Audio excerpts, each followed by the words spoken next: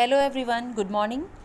Earlier in my previous class, I started chapter 3 Geography, Our Changing Earth. We discussed about endogenic forces and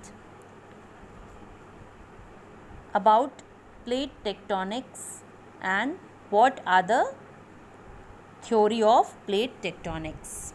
Let's revise it. The heat and the pressure from the Earth's molten magma causes convection currents. This generates forces that cause movement of the plates, and this theory is known as plate tectonics. Now, as these crustal plates move, they push together, pull apart, and slide past each other. Okay, areas at the junction of conversing and sliding plates are zones of increased earth movements. Sometimes the tension within the earth is released on the surface as vibration. Okay, these internal or endogenic forces may be sudden or violent, and the result is an earthquake, volcanic activity, or a landslide. So all these things, earthquake, volcanic eruption, you can say landslide, all these are the things because of activity or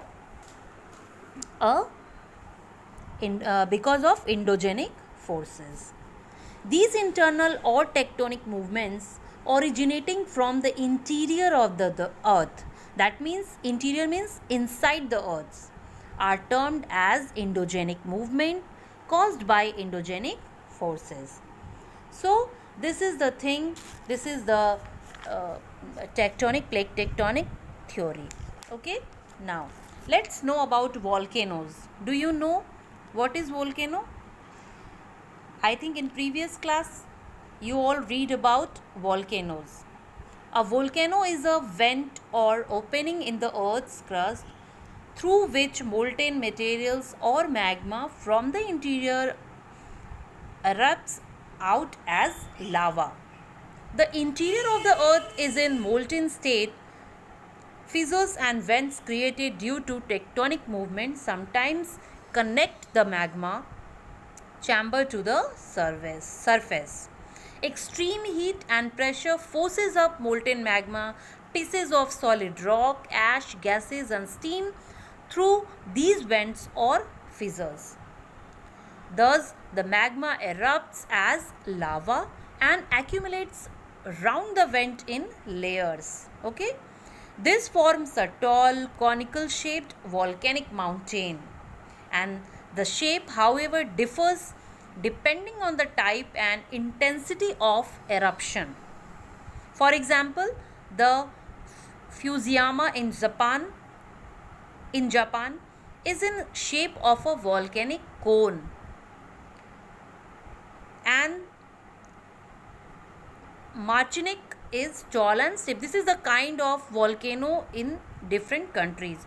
So, for knowing it in detail, you can use Google or any other website. Okay, now Deccan Plateau in India formed due to gradual fissures and eruption. In this form a plateaus. Now let us know about the types of volcanoes. There are so many types of volcanoes. Depending on the nature and frequency of eruption, volcanoes may be classified as below. Like active and living volcanoes, which have erupted frequently. As per the name, it is a living volcanoes. That means it erupted frequently the recent past and are expected to erupt further anytime in future. For example, Mount Etna in Italy, Mount Kilimanjaro in Hawaii, and so on.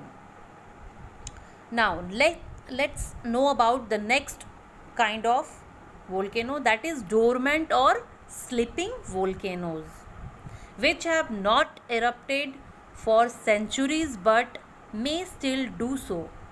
As per the name, sleeping volcanoes, that means they are slept in a slept mode, but they may still do so.